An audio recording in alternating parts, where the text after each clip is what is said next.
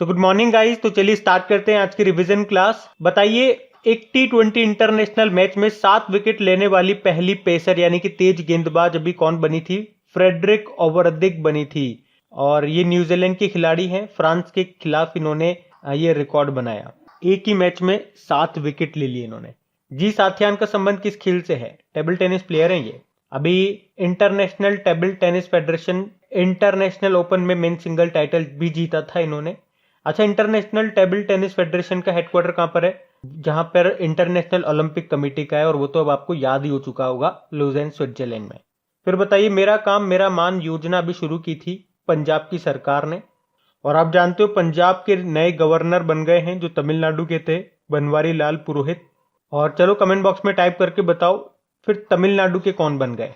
तो बेसिकली ये जो योजना है ये बेरोजगार युवाओं के कौशल को सुधारने के लिए है।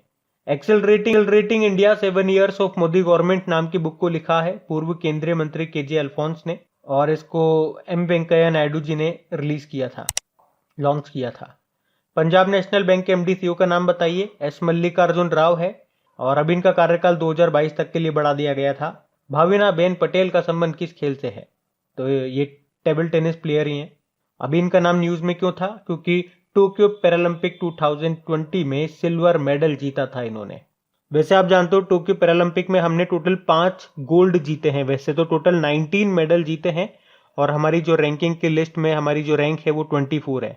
टोक्यो ओलंपिक में तो एक ही गोल्ड लाए थे नीरज चोपड़ा, जेवलिन थ्रोवर है वो हरियाणा से, और उसमें 48 रैंक पे रहा है भारत। टोटल उसमें 7 मेडल हमने जीते हैं।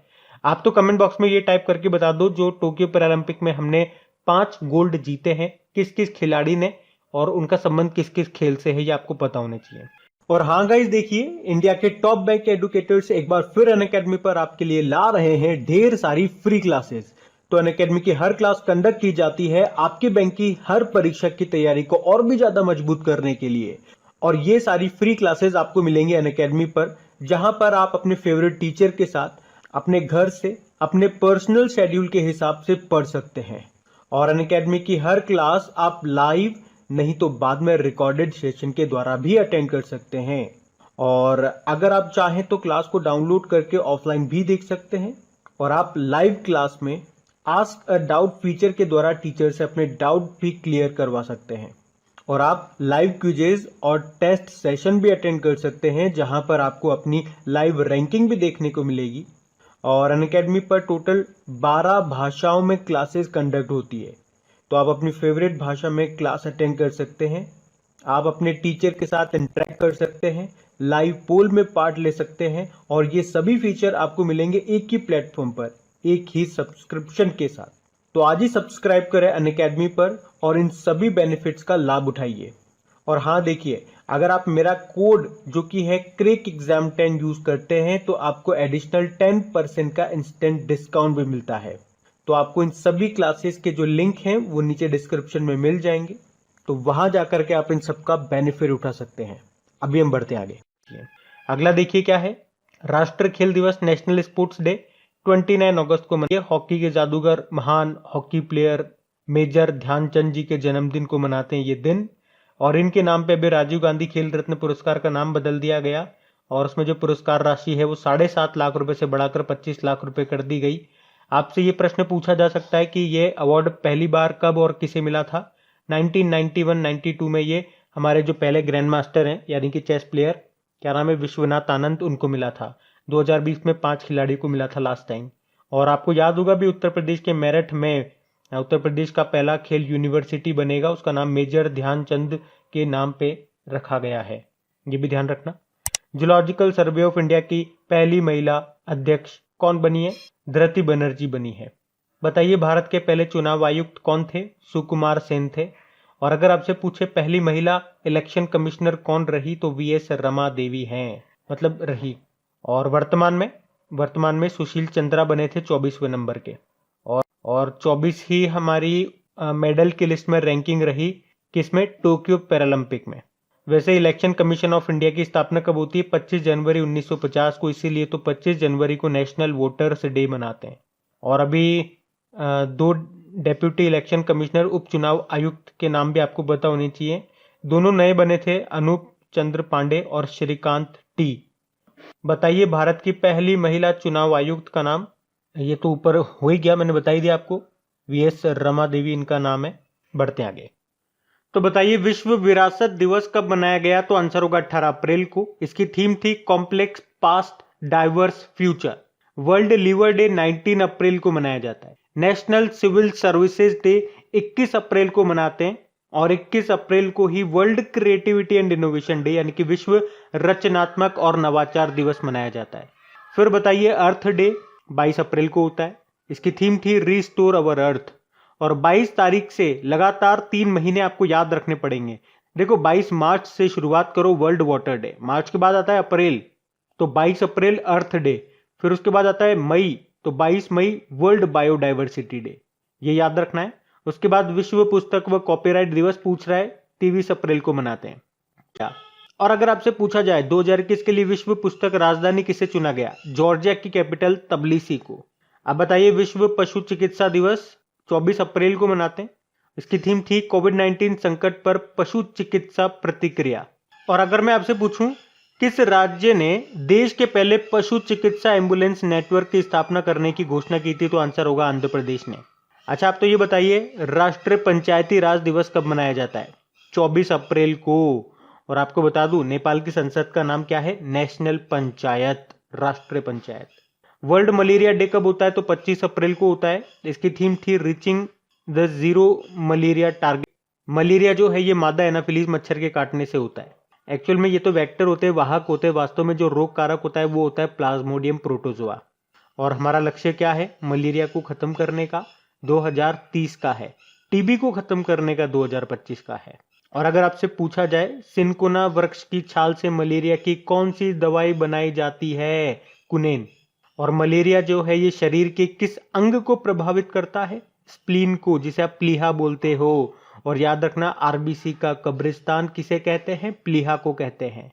और आपसे पूछा जाए मच्छर में मलेरिया परजीवी का जीवन चक्र किसने खोजा था, रोनाल्ड रॉस ने खोजा था। चलो आप तो ये बताओ वर्ल्ड इंटेलेक्चुअल प्रॉपर्टी डे कब मनाते हैं, विश्व बौद्धिक संपदा दिवस 26 अप्रैल को मनाया जाता है। इसकी थीम थी intellectual property and small business taking big ideas to market. Workers memorial day श्रमिक स्मृति दिवस, तो वर्कर्स मेमोरियल डे यानी कि श्रमिक स्मृति दिवस ये 28 अप्रैल को मनाया जाता है। इसकी थीम थी इस बार की health and safety is a fundamental workers right. तो अब पुराने महीने के करंट अफेयर्स का हम लोग रिवीजन करेंगे। तो बताइए विश्व प्रत्यायन दिवस कब मनाया गया, वर्ल्ड एक्रेडिटेशन डे 9 जून को। इसकी थीम थी accreditation supporting the implementation of the sustainable development goals. बताइए देश की पहली इलेक्ट्रिक व्हीकल सिटी कौन सी है, तो आंसर होगा गुजरात की केवड़िया सिटी, जहां पे आपको स्टेच्यू ऑफ यूनिटी मिलेगी। सरदार वल्लभ भाई पटेल जी की ये स्टेच्यू है, 182 मीटर इसकी हाइट है। इसकी वास्तुकार का नाम और याद रख लो, राम वी सुतार है। इसका मतलब ये हो गया दुनिया की पहली इलेक्ट्रिक व्हीकल सिटी का मतलब यहाँ पे 100% बैटरी से चलने वाले व्हीकल यूज होंगे। वेयान गांव सभी वयस्क आबादी का टीकाकरण करने वाला भारत का पहला गांव बना था। कहां पर मिलेगा आपको, ये जम्मू कश्मीर में मिलेगा। और इसी तरह से अगर आपसे पूछा जाए कि 100% टीकाकरण करने वाला पहला यूनियन टेरिटरी लद्दाख बना था, पहला शहर बना था भुवनेश्वर, और 100% अपनी वयस्क आबादी को टीकाकरण करने वाला पहला राज्य हिमाचल प्रदेश बना था। बताइए किस फुटबॉल खिलाड़ी ने गोल करने में लियोनेल मेसी का रिकॉर्ड तोड़ा था, तो ये हैं सुनील छेत्री। वैसे तो सबसे ज्यादा इंटरनेशनल गोल कर लिए हैं किसने, क्रिस्टियानो रोनाल्डो ने। और फुटबॉल से 2-3 क्वेश्चन आप याद रखना। अभी यूरो कप 2020 का टाइटल जीता था इटली ने इंग्लैंड को हरा के। कोपा अमेरिका का टाइटल जीता था अर्जेंटीना ने ब्राजील को हरा के। 2022 में फीफा वर्ल्ड कप कहाँ पे होंगे, कतर दोहा में होंगे। और फीफा की बात करेंगे तो इसका हेडक्वार्टर ज्यूरिख स्विट्जरलैंड में है। इसके अध्यक्ष हैं ज्ञानी इन्फेनिटो। बताइए एनीमिया मुक्त भारत इंडेक्स 2020-21 में कौन सा राज्य टॉप पे रहा, तो मध्य प्रदेश टॉप पे रहा था, सेकंड पे रहा था उड़ीसा। इसको जारी किया था स्वास्थ्य व परिवार कल्याण मंत्रालय ने, जिसके मंत्री कौन है वर्तमान में, मनसुख मांडविया। बताइए बंधन बैंक के एमडी का नाम क्या है, CS घोष, चंद्रशेखर घोष। इसका हेडक्वार्टर मिलेगा आपको कोलकाता में। बताइए भारत को संयुक्त राष्ट्र आर्थिक और सामाजिक परिषद के लिए यानी कि United nation economic and social council के लिए कितने समय के लिए चुना गया है? तो आंसर होगा 2022 से लेकर 2024 तक 3 सालों के लिए। और इसका हेडक्वार्टर आपको न्यूयॉर्क में मिलेगा। इसमें टोटल मेंबर कंट्रीज कितने हैं? 54 हैं। कौन सा देश औपचारिक रूप से ओपन स्काई ट्रीटी से बाहर हो गया? पहले यूएसए हो चुका है, अब रशिया भी हो गया। और महिलाओं की 10,000 मीटर यानी कि 10 किलोमीटर आप बोल दीजिए, इस दौड़ का नया रिकॉर्ड बनाया किसने? ये सिफान हसन ने बनाया, नीदरलैंड से है ये। और नया रिकॉर्ड का टाइमिंग क्या है? 29 मिनट 6 सेकंड में इन्होंने पूरी कर ली 10 किलोमीटर की दौड़। चलिए बताइए फिर, देश का पहला रेबीज मुक्त राज्य कौन सा बन गया? तो आंसर होगा गोवा। और गोवा के मुख्यमंत्री कौन है? प्रमोद सावंत है। और अभी नए गवर्नर बने थे श्रीधरन पिल्लई, जो कि पहले मिजोरम के थे, अब मिजोरम के नए आगे हरिबाबू कंभमपति। और अगर आपसे पूछे कि वर्ल्ड रेबीज डे कब मनाते हैं? तो 28 सितंबर को मनाते हैं। अच्छा, रेबीज के टीके की खोज किसने की थी? लुईस पाश्चर ने की थी। लेकिन याद रखना, विश्व का पहला टीका चेचक स्मॉल पॉक्स का खोजा गया था किसने? एडवर्ड जेनर ने। रेबीज का नहीं था। और टोक्यो ओलंपिक के लिए क्वालिफाई करने वाले पहले भारतीय तैराक कौन बने थे? साजन प्रकाश बने थे। वैसे फाइनल में ये कोई मेडल तो नहीं ला पाए। और टोक्यो ओलंपिक और पैरालंपिक के शुभंकर मैस्कोट क्या क्या थे? ओलंपिक के मिराई तोबा और सोमाइती पैरालंपिक का। अच्छा बताइए, हरियाणा सरकार ने टोक्यो ओलंपिक में स्वर्ण पदक जीतने वाले खिलाड़ियों को कितनी नगद पुरस्कार देने की घोषणा की थी? 6 करोड़ रुपए गोल्ड कहा था, सिल्वर वालों को 4 करोड़ और ब्रोंज वालों को 2.5 करोड़ रुपए दिए। और सबसे इंपॉर्टेंट पॉइंट तो ये बन जाएगा, 2032 के जो ओलंपिक होंगे, समर ओलंपिक कहाँ पे होंगे? ब्रिस्बेन ऑस्ट्रेलिया में। और हरियाणा से आपको याद होगा, खेलो इंडिया यूथ गेम्स का चौथा संस्करण ये हरियाणा के पंचकुला में होगा। फरवरी 2022 में होगा। अब पहले नवंबर 2021 में होना था, पोस्टपोन कर दिया इसे। अंतरराष्ट्रीय एमएसएमई डे कब मनाया जाएगा? तो आंसर होगा 27 जून को। एमएसएमई यानी कि माइक्रो स्मॉल मीडियम एंटरप्राइजेज, और एमएसएमई मंत्री नारायण है। और इस बार की थीम क्या थी इस डे की? एमएसएमई 2021 की to an inclusive and sustainable recovery. बताइए किसने इट इज वंडरफुल लाइफ नाम की बुक को लिखा? रस्किन बॉन ने। और क्यूएस एमबीए रैंकिंग 2021 में भारत में कौन सा संस्थान टॉप पे रहा? आईआईटी बेंगलुरु। और टॉप 100 में केवल एकमात्र इंडियन इंस्टीट्यूट था, आईआईएम बेंगलुरु। और टॉप पे फ्रांस का एक इंस्टीट्यूट था, एचईसी पेरिस। और क्यूएस की ही एक यूनिवर्सिटी रैंकिंग आई थी 2022, उसमें रिसर्च के मामले में टॉप पे आईआईएससी बेंगलुरु था, वर्ल्ड में टॉप किया था उसने। इंटरनेशनल लेबर ऑर्गेनाइजेशन की गवर्निंग बॉडी की नई अध्यक्ष कौन बनी? अन्ना जॉर्डफेल्ट बनी है। पहले ये पद एक भारतीय के पास था, अपूर्व चंद्रा, फिर उन्होंने अपना पद अन्ना जॉर्डफेल्ट को सौंप दिया था, जो कि संयुक्त राष्ट्र कार्यालय में स्वीडन की स्थायी प्रतिनिधि हैं। International Labour Organization static question बन सकते हैं। इसकी स्थापना होती है 1919 में, हेडक्वार्टर जेनेवा स्विट्जरलैंड में है।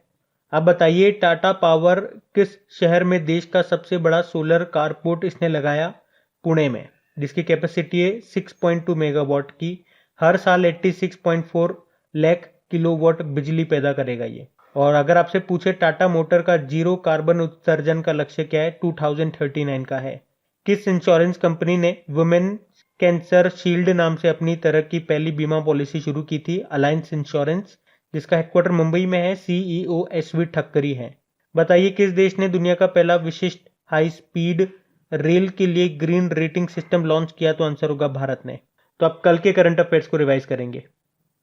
अच्छा बताइए, गुजरात के मुख्यमंत्री ने इस्तीफा दे दिया, उनका नाम बताइए। उनका नाम विजय रूपाणी है। अच्छा, अभी गुजरात के नए मुख्यमंत्री भी चुन लिए गए हैं।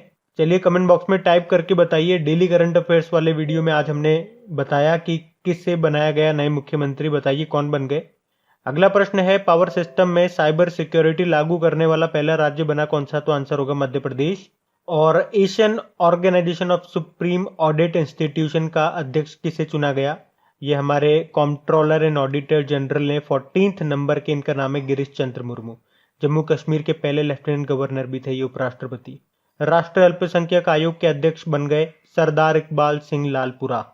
मन्नार की खाड़ी में गल्फ ऑफ मन्नार में ऊर्जा द्वीप एनर्जी आइलैंड बनाने के लिए तमिलनाडु ने किस देश के साथ समझौता किया? डेनमार्क के साथ। और ये ऊर्जा द्वीप जो है, इससे कितनी ऊर्जा का उत्पादन होगा? 4 से 10 गीगावाट। वैसे 2022 तक हमारा रिन्यूएबल एनर्जी अक्षय ऊर्जा का लक्ष्य है 175 गीगावाट का, और 2030 का है 450 गीगावाट का। और भारत ने ऊर्जा स्वतंत्र बनने का लक्ष्य कब का रखा है? 2047 का। बताइए bullets over Bombay Satya and the Hindi film gangster नाम की बुक को लिखा है उदय भाटिया ने। और किस राज्य ने नुआखाई उत्सव मनाया? उड़ीसा में मनाया जाता है नुआखाई उत्सव। बताइए उच्च राग कोयला गैसीकरण आधारित मेथेनॉल उत्पादन संयंत्र यानी कि प्लांट का उद्घाटन किस शहर में किया गया? तो आंसर होगा हैदराबाद में। तो इस प्लांट में कोयले से मेथेनॉल बनाया जाएगा और इस तरह का देश में ये पहला स्वदेशी प्लांट होगा। इसे बनाया है हैदराबाद में। किसने बनाया? तो BHEL Bharat heavy electricals limited ने बनाया है।